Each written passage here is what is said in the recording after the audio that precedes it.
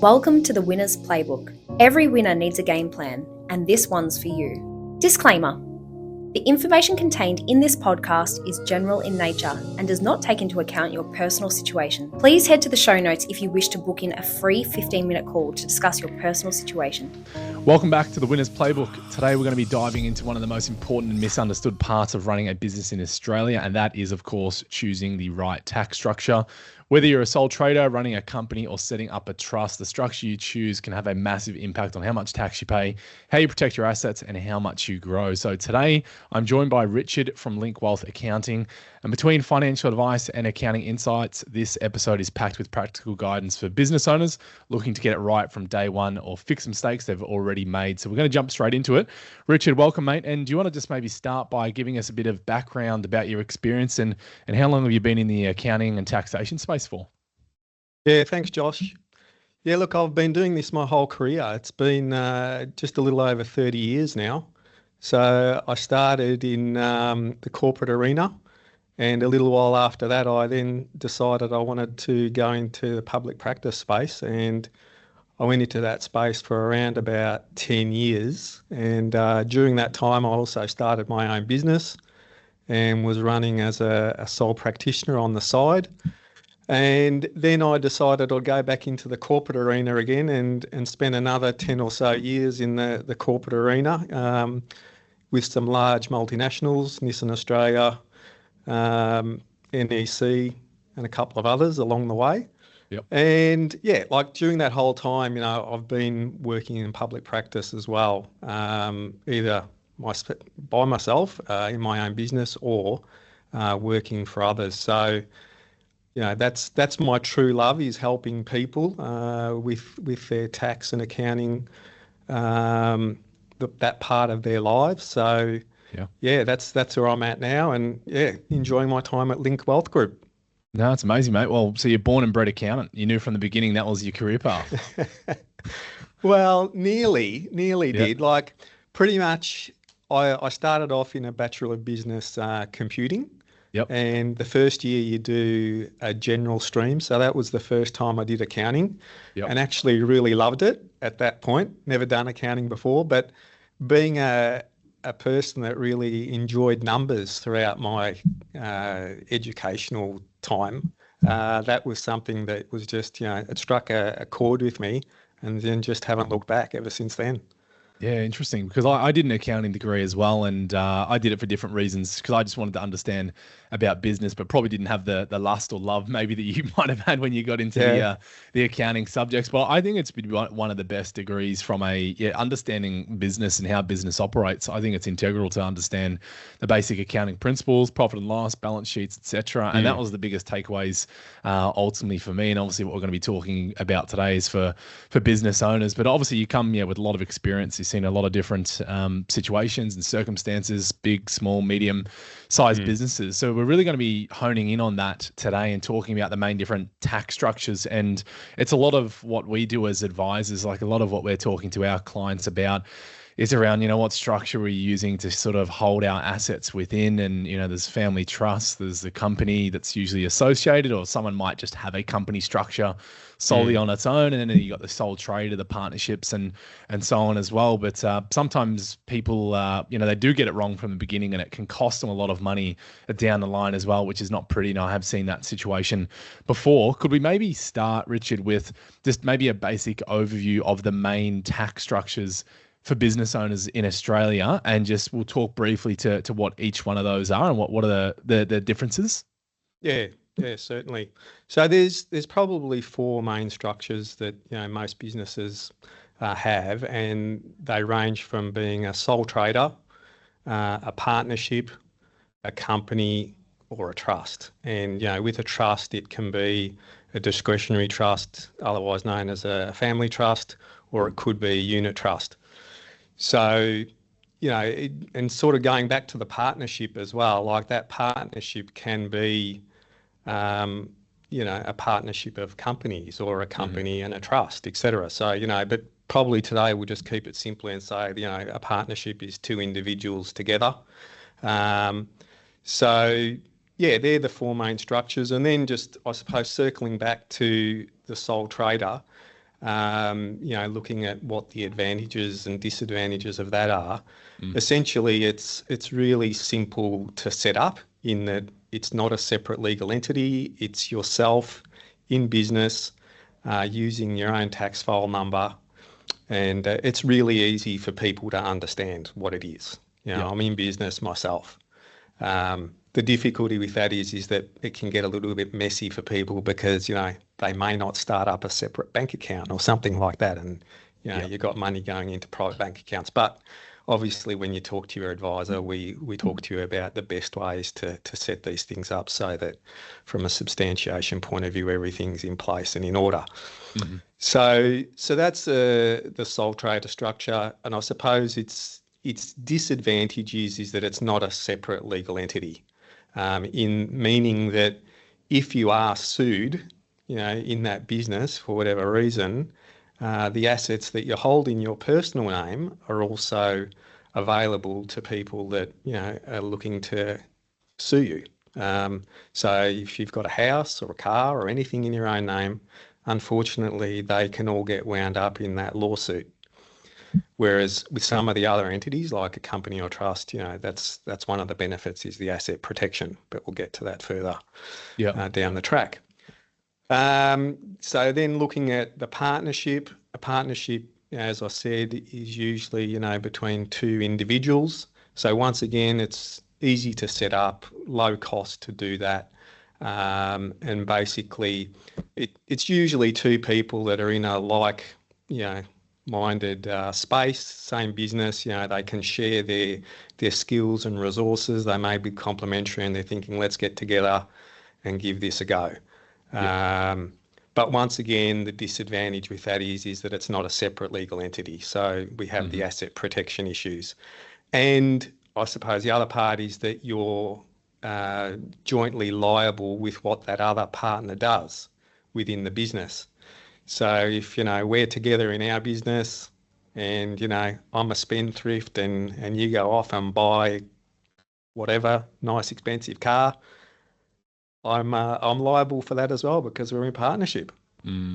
So not that, when you've got a company or a trust, you're still liable for, what that business is doing, but at least you got the protection of having that separated from your personal assets when you're in a company or a trust structure. Yeah. And because I don't see many partnerships around, if I just reflect on clients I work with, I'm thinking of just one client group I have that operate a partnership. I don't really see partnerships too often. And so within a partnership as well, if you've got, you both go in and then is it just all income there is basically pooled together, expenses come out and you pay yourselves your respective. And that's right. Well, simple. You don't even take a wage. You can just you basically take drawings throughout the year. And then once that profit's calculated, it's generally 50-50 out into your individual returns to be taxed accordingly. And if we look at the sole trader one, I can use an example. Probably 5-6 years ago, I actually had like a little side gardening business. So it didn't turn over a great deal, but it was a sole trader, and I think it was maybe turning over like 15 or 20 grand in its peak. But with that, so if someone's got their own job as well, there's all of that income just gets pulled together from a tax perspective. Yeah. So if I'm lodging my tax return, it's just, there really is no separation there. There is a business, say, operating, but it just all gets pulled from an income perspective. That's right. So it all gets joined together in your individual tax return, and you're probably moving up those marginal tax rates, and you're probably paying a little bit more tax on that extra income than you'd like.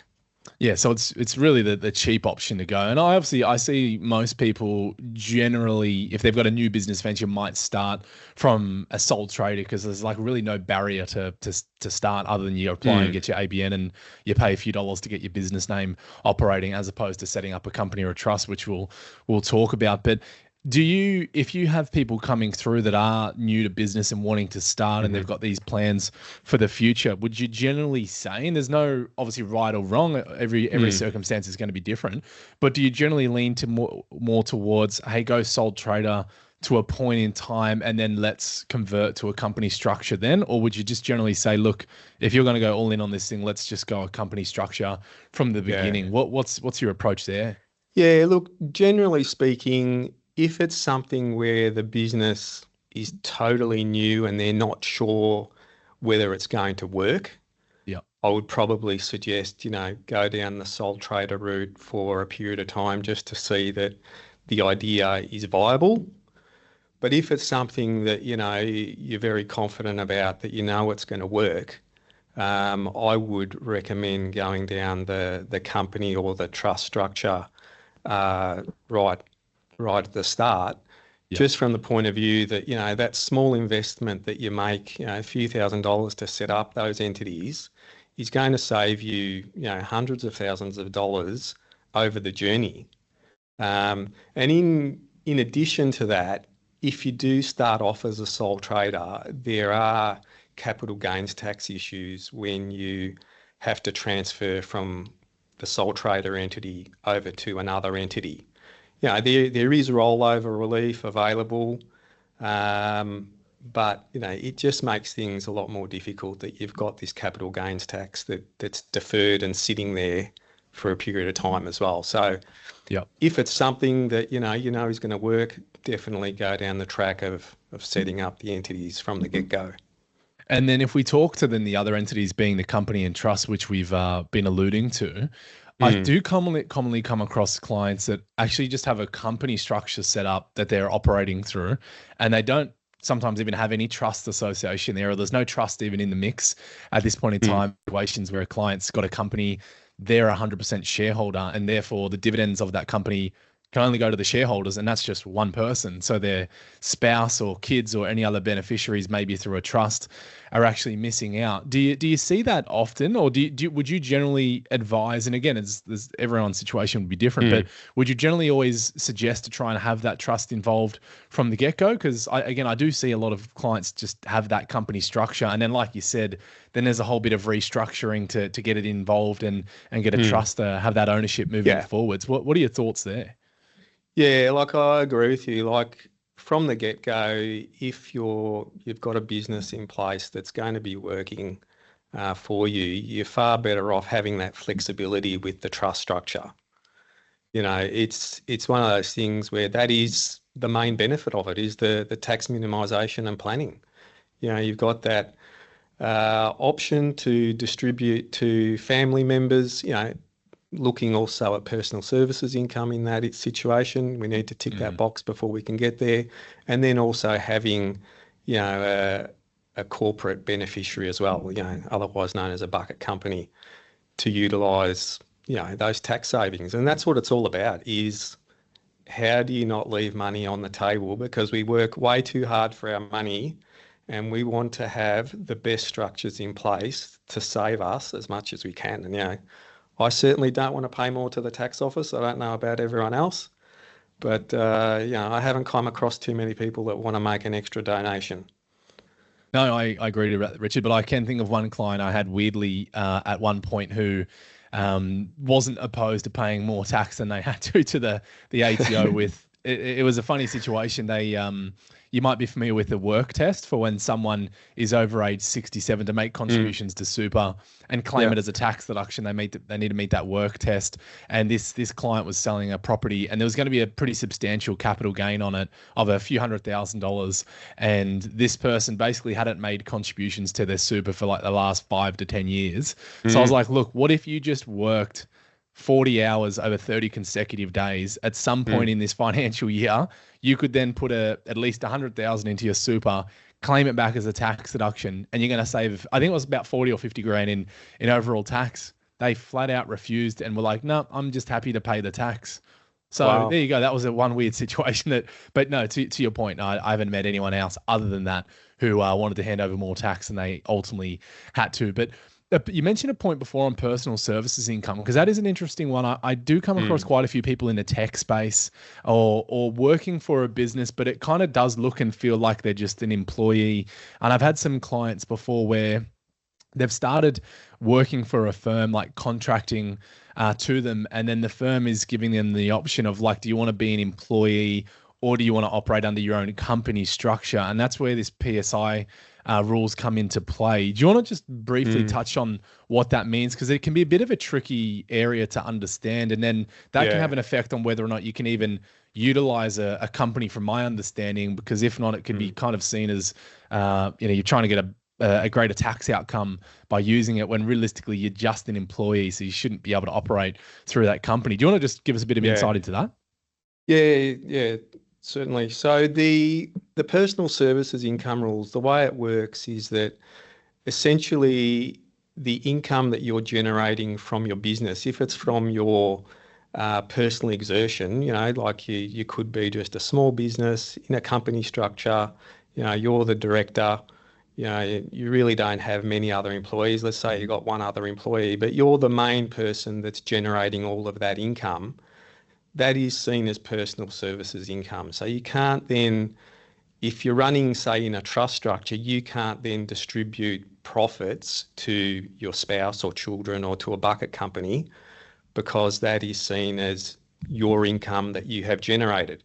However, if you run that business still within the same structure as a trust, for instance, but you have 10, 20, 30 employees, and it's seen that that business structure is the entity that is making the money in addition to, your personal exertion, then it's not seen as personal services income in that situation. You still need to pay yourself market value wages, remuneration, but once you've done that, it's the business structure that's making the income, and then you can utilise those other beneficiaries in that instance.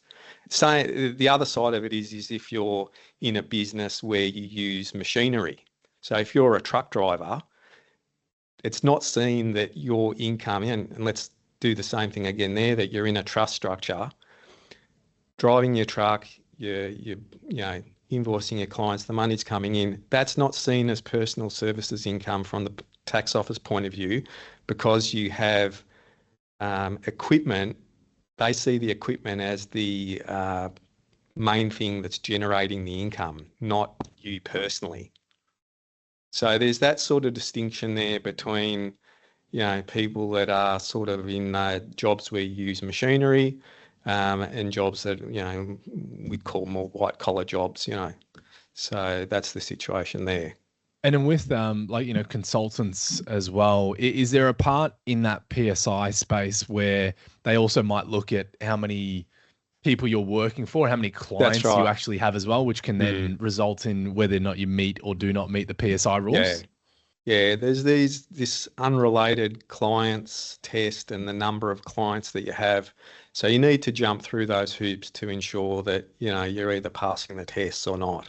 Yeah. And typically in these situations, and if there was not a clear-cut scenario, that's where you would probably give like some written guidance around, hey, you do or do not meet the PSI rules, just so you have comfort moving forwards that you're okay to use this structure, and you're not going to then be found out down the line and pay all this money back.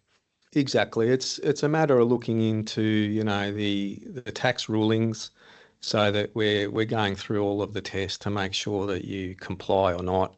And that way you can move forward with confidence. Yeah. And if we then start diving into the trust side of things, which is where, a lot of clients sometimes think they should be using a trust, but, unless they've got a business, that's one reason. But then unless they have probably a level of wealth or a level of wealth they're going to be able to build, I don't really see trust being beneficial for everyone in Australia. But if we start sort of going down the layers of a trust, if we start maybe at the top, we've got the trustee company or the trustee, and that can either be individual or a corporate trustee structure. And I've only seen a couple of times where someone didn't have a corporate entity set up there at the top. Do you want to just touch on that first of all, Richard? Like that, what's the differences between doing that sort of sole trustee in your individual name for a family trust versus having that corporate entity above it? Why are we generally going the corporate way as opposed to as an individual trustee? Yeah, well, the main reason is asset protection. So without that company in place as the corporate trustee, it's not a separate legal entity, and in that situation you would be, liable, in terms of, you know, your personal assets being on the line. So that's why you go with that company structure as the trustee. Yeah. Quite simply, yeah. And then so we go down from the trustee, and with that, I suppose that corporate entity, there would be usually the director associated with that. So that might be like in my situation, you know, I'm the director of my own corporate entity structure, and then we roll down into the actual family trust. If we talk to the beneficiaries, so what are the beneficiaries? Who could they be? And how does that work from an income streaming point of view? Yeah, well, in terms of the beneficiaries, generally you can nominate people, you know, if you have specific people that you wanted to include in your trust. But then other than that, it's usually based on bloodlines. So, you know, you don't need to know that you're going to have 3 children in the future and put all their names down. You know, they're all covered. You know, your spouse is covered, partner's covered. You know, you may even get divorced, you know, so, you know, you've got different people coming into your lives. So that structure will still be available to you because through law, you know, you're getting married or, you know, through de facto relationships, etc. Yeah. So, and then in terms of the income coming out to those beneficiaries, each of those beneficiaries will be taxed at their own marginal rates. With minors who are children under 18 years of age, you can distribute up to a maximum of $416 before you start to get the penalty interest rates. I think it's 66% after that. Ouch. Yeah, a little bit high, so that squashes that. You don't do that. And then I suppose in situations of families, you know, we may have partners who are in and out of work. You know, you may have children at some point in time where you stop working for a year or two and you can utilise your spouse's or partner's tax-free threshold at that point. And also as your children get older as well, you know, once they reach 18 years of age, you know, they might go to uni until they're 25. So at that point in time, you know, obviously you can make distributions to your children to help them out in terms of, you know, their costs in maintaining them and sending them to uni and their car and all those sorts of things, and utilising their tax-free threshold up to 18,200 as well.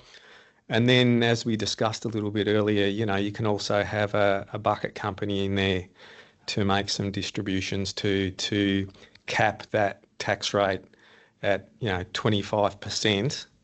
You know, if it's a base rate entity, but if it's not a base rate entity, it's 30%. And what a base rate entity is that the entity needs to make less than 80% of its income from non-passive income. So passive income is basically, you know, trust distributions, dividends, you know, rental income, interest, that sort of thing.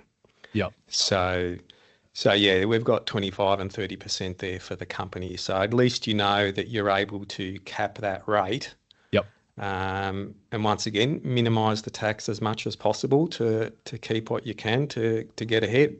Well, we might circle back to the bucket company strategy because I'm speaking to quite a lot of clients around that at the moment. But going back to the beneficiaries, and I want to talk about the kids because I know the ATO's kind of had some changes in the last couple of years, and you already alluded to it anyway around distributing to them. But what about what governs the actual trust? One of the most important documents is that trust deed, and there can sometimes actually be some variances in there. And when I first set up my trust, I actually had to get a variance made to my trust deed because something I was trying to then do, I wasn't able to do it because of how my trust deed was established, and therefore I had to get it reworded and updated thereafter. So do you want to touch on like what the trust deed actually is and why it's so important? Yeah. Well, look, the trust deed is the legal document that is setting up the parameters that the trust can operate under. Yep. So it's detailing, you know, who is the trustee, who is the appointer, who are the beneficiaries, you know, all of those sorts of things are set out there. So it's very important to have those discussions up front with your advisor, be it your accountant, financial planner, or whoever that is, Yep. to make sure that you're getting that right so that you've got the structure in place that you can fully utilize what you're looking to do.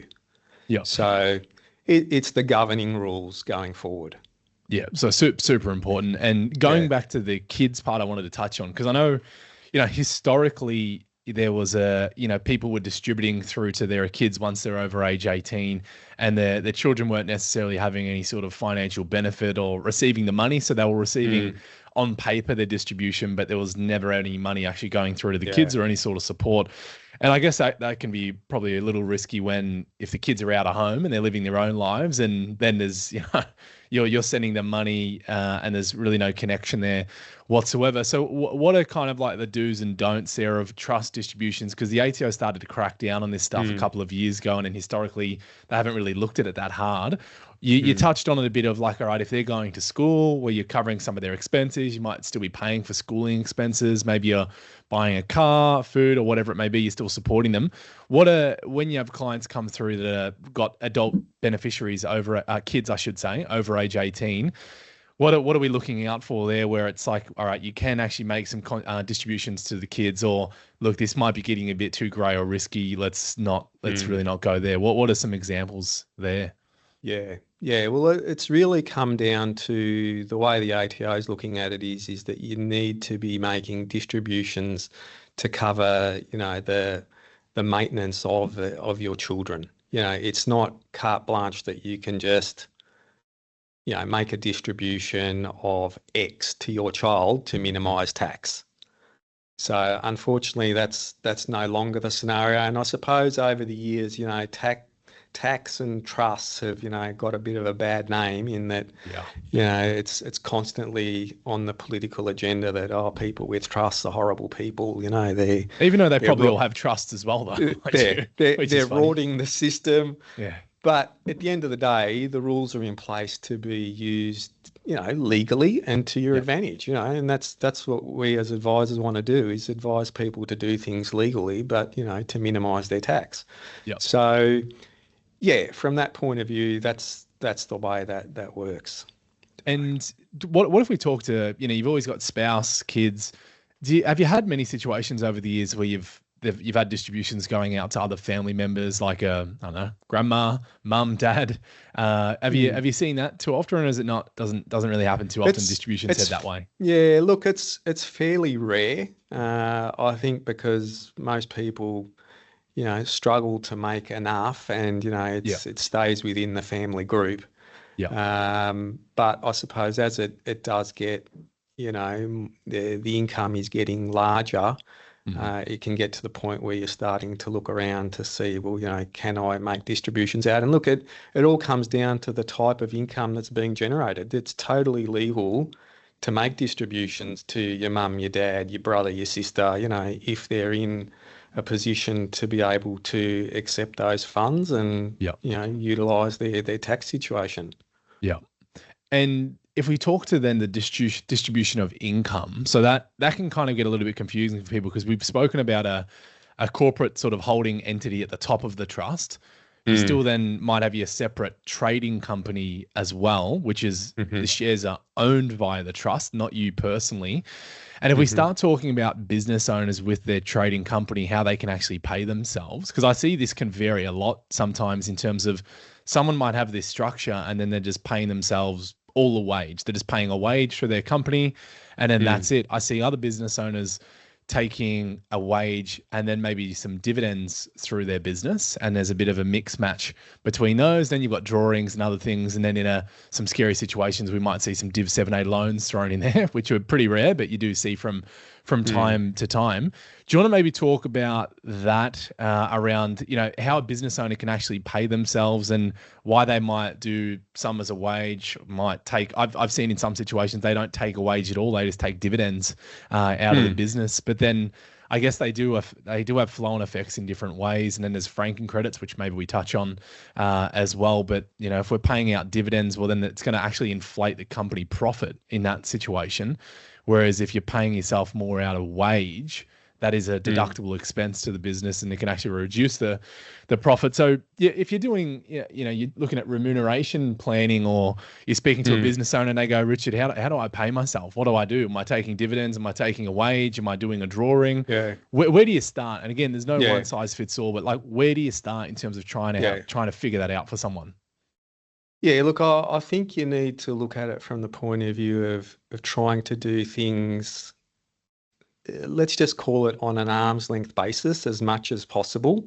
Not trying to do things with the sole purpose of reducing tax. Like you've got to sometimes you just got to balance things out, because people can be a little bit greedy and want to go all one way because they can say, I'm going to save these dollars, but you're probably, I suppose, breaking other rules.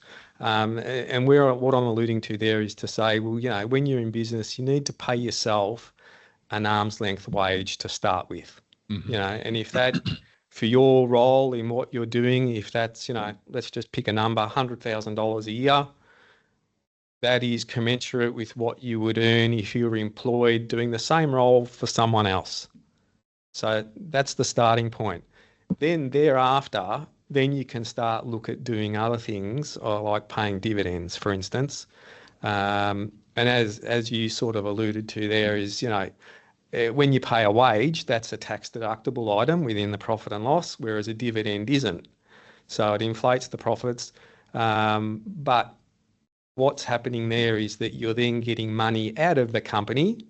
It's not a tax deduction, and it's going across to your individual return, and you're going to be taxed on that money. But you get these franking credits, which is the tax that has already been paid by the company in its name, and they get transferred across to you. So the tax may have paid, the company may have paid tax at 30%, let's say, and when that comes across to you individually, if you're in the top tax bracket, you're going to be paying tax at 47%.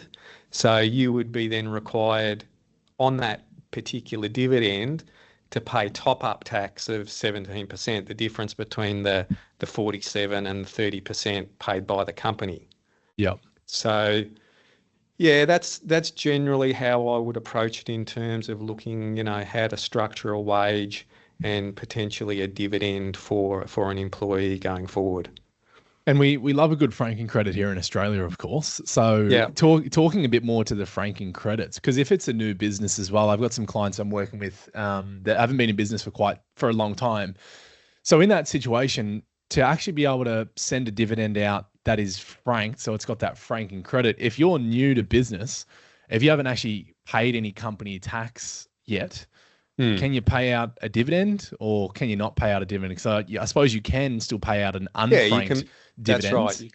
So do you want to talk a little bit about that? Because there's something called like a franking account, I suppose, that exists. And we're getting probably down into the weeds a little bit here, so we don't need to get probably much further than this. But it's not as simple as just going, hey, I'm going to pay out a franked dividend. Like, you actually got to look at how much company tax has been paid, yeah? Yeah, and essentially, what you alluded to there was the franking account. And what that is a record of the company tax that has been paid over a period of time. Yep. And that then determines the amount of dividend that you can pay that is franked. So meaning, a dividend that has tax that's already been paid on it. You can frank that dividend to a proportion. So, let's just say, you wanted to get out a certain amount of money, but you can't fully frank it. You might frank it to 20% or 50%. So that you're getting some of that money out with a franking credit attached to it. Yeah. But as you said, for you to be able to pay a franked dividend, you need to have paid company tax in the past so that can be transferred across with the dividend to the individual. Yeah, no, that's clear. It makes sense. And I don't want to get too much in the weeds on the podcast, of course, because we might do that on future ones and we can get quite technical around some of this. But what about if we talk about a scenario? So we've got, say, mum and dad, they've got a couple of kids, but they're below, let's just say, age 18, mum and dad, 2 kids. And let's just say mum's got a company, really successful.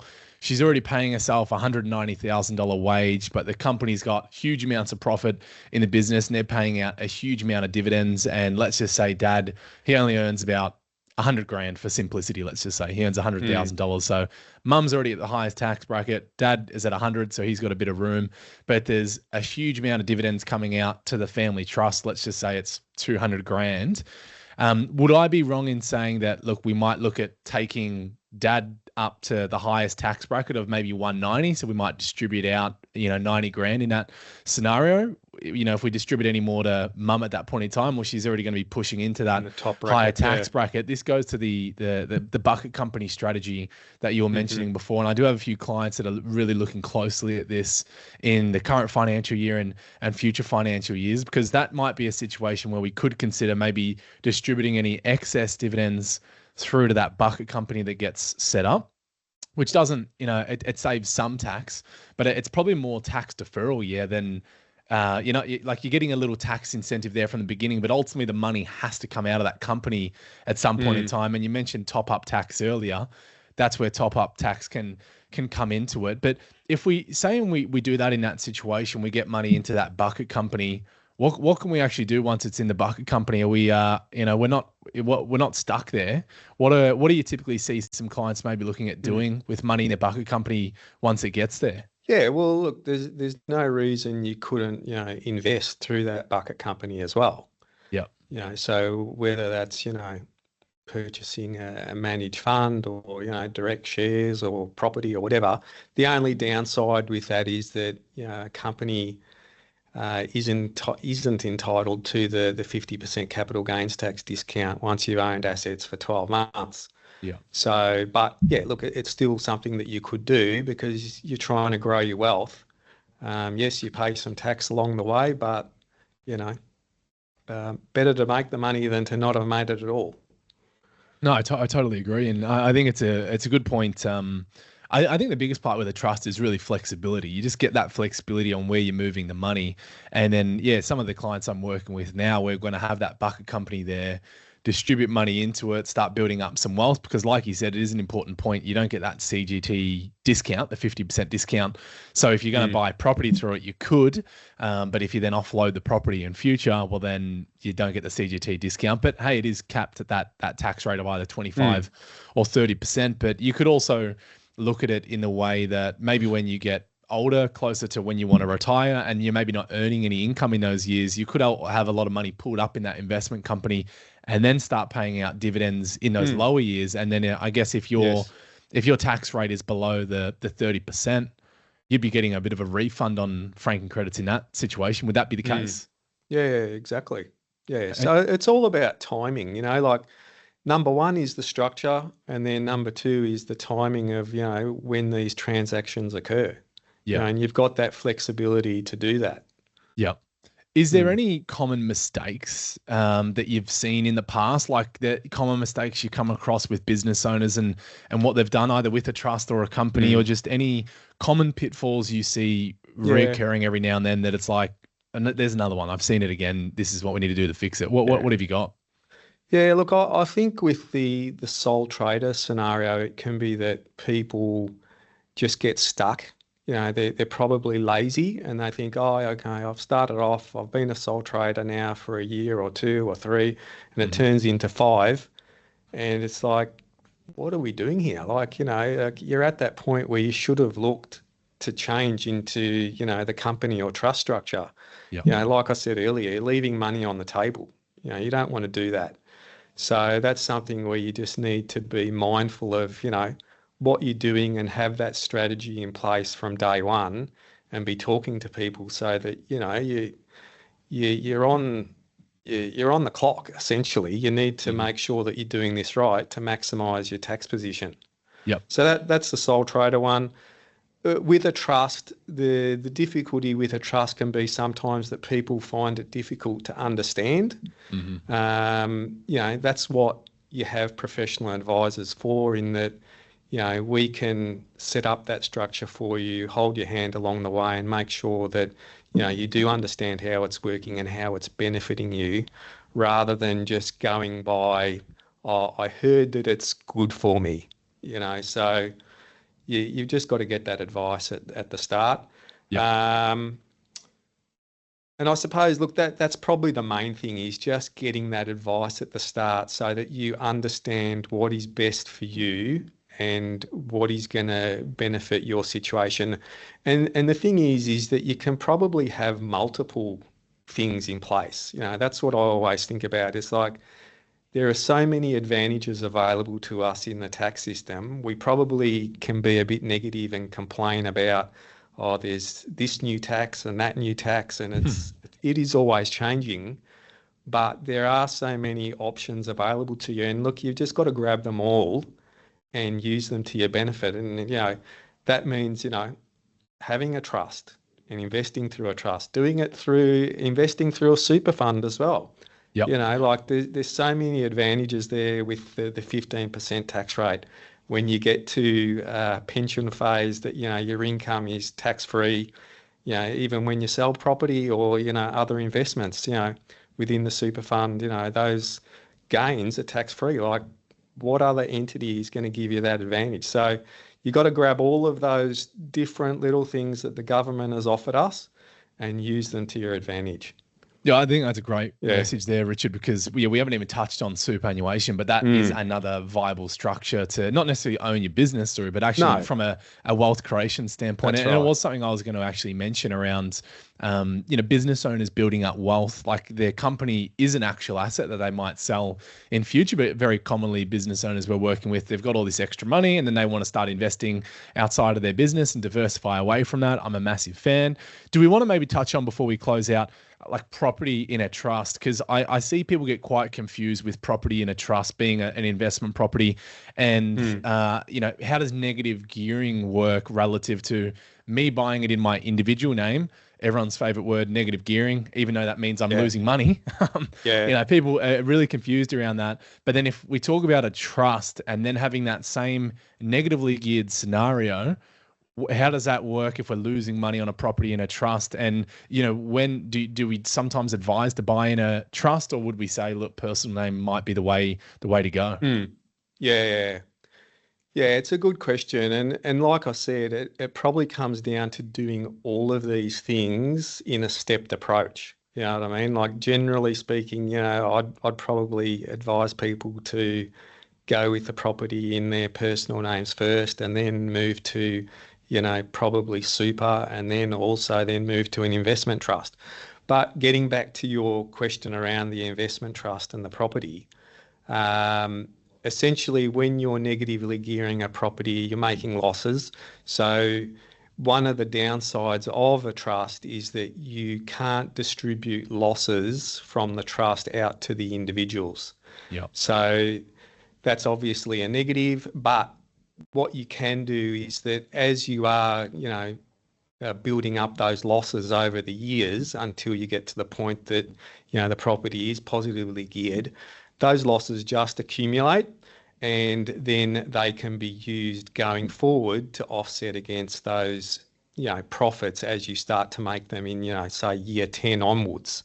So they're not lost, but they are just, accumulated within the trust and then offset against income going forward. So it's probably not the best structure to have a negatively geared property in, because you're not getting that bang for your, of your deductions coming out to your individual return. Whereas if they are in your individual name, these investments, you get them immediately, and hence you get those, bigger tax refunds. Would you generally have, if we say a trust is the way to go for the properties, for whatever the reason may be, would you generally have those properties sitting in the same trust that the company, your trading company, is owned through? Or would you said it before, would you maybe even have a separate trust to have those properties in? How do you generally approach that? Yeah, I'd definitely have separate entities in place, just to minimize risk.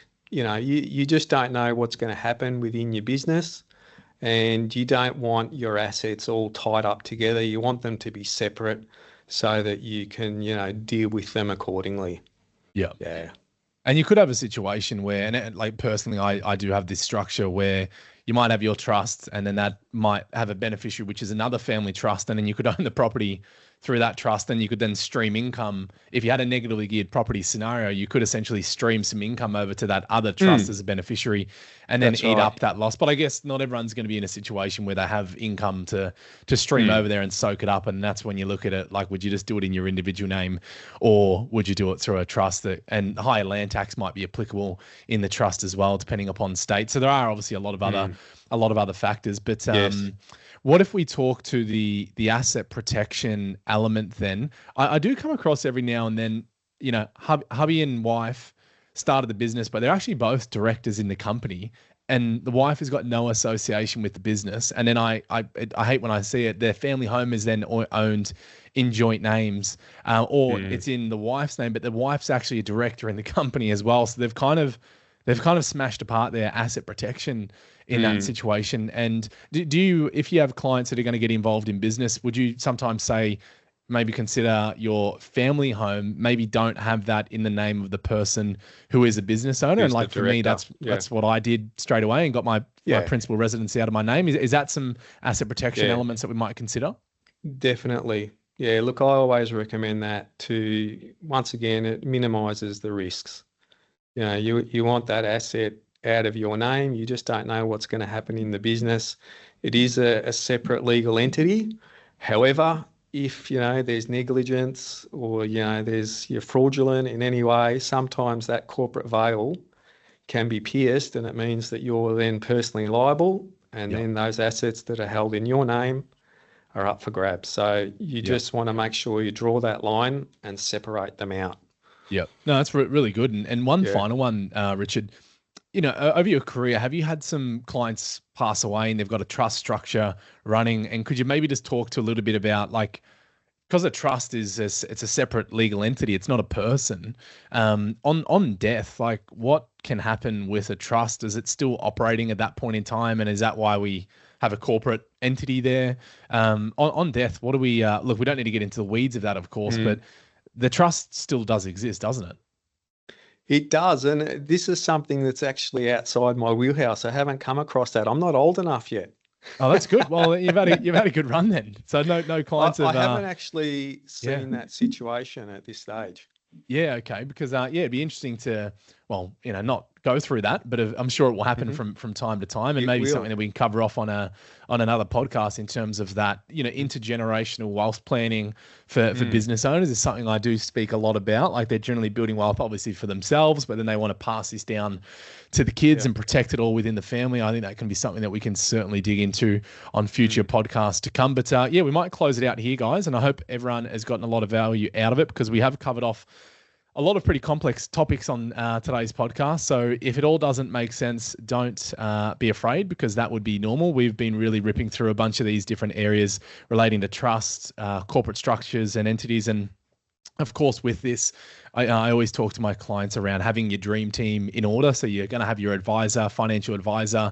You need to have a rock solid accountant there in the mix. Probably going to have a broker there as well, who's going to help us on the debt side of things. And then we might also have a lawyer and then a buyer's agent there to help with other aspects of the plan. So it's never, ever just one professional putting everything together. And all of the wealthy clients I work with, I have great professionals in every element of what I've just mentioned there. So Richard, we'll close it out, mate. Really appreciate you being on the podcast, and look forward to see you on the next one. Yeah, thanks, mate. And anyone that does want to reach out, of course, you can jump on the website and you can obviously see and speak to any of the financial advisors. But if you do want to have a chat with Richard, you can chase him down on the Link Wealth website, and we will get Richard back on for future podcasts, because there is plenty more that we can touch on from a tax perspective. So thanks again, Richard. I'll see you on the next one, mate. Thank you. Bye.